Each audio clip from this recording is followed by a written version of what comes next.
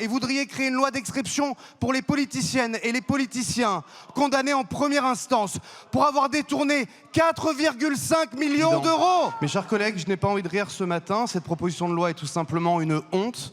Une telle honte que Marine Le Pen, qui est la seule concernée par cette proposition de loi, à qui il reste manifestement une once de décence, n'a pas souhaité assister à ces débats qui, encore une fois, la concernent elle et uniquement elle.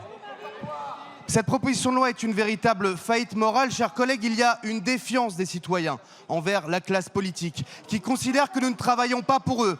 Vous avez le droit, chers collègues, à une niche par an pour améliorer le sort de la France, pour améliorer le quotidien des Françaises et des Français. Et vous l'utilisez pour une proposition de loi pour protéger l'une des vôtres, condamnée par la justice en première instance.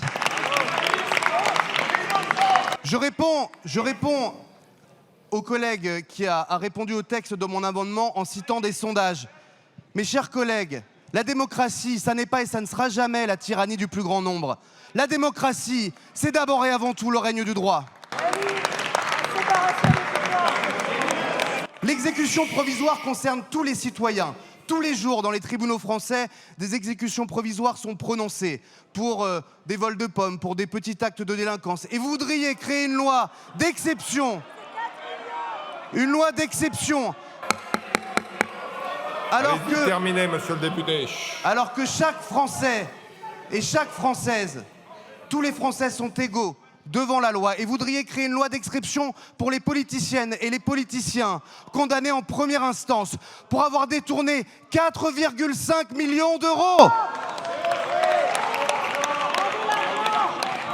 L'exécution provisoire est prononcée lorsqu'il y a un risque de récidive. Et oui, lorsqu'on ne reconnaît absolument pas la gravité des faits, il y a effectivement un risque de récidive. Et cette proposition de loi contrevient à toutes les revendications que vous portez depuis des années contre une justice qui serait trop laxiste. Mais quand la condamnation concerne l'un des vôtres, l'un d'un seul coup, il faudrait de la clémence pour des responsables politiques condamnés pour détournement de fonds. Et oui, les juges peuvent et pourront demain, je l'espère, après l'adoption de cet article unique de suppression, empêcher une responsable politique condamnée par la justice pour détournement de fonds de prétendre à gouverner la France. Merci, monsieur le député.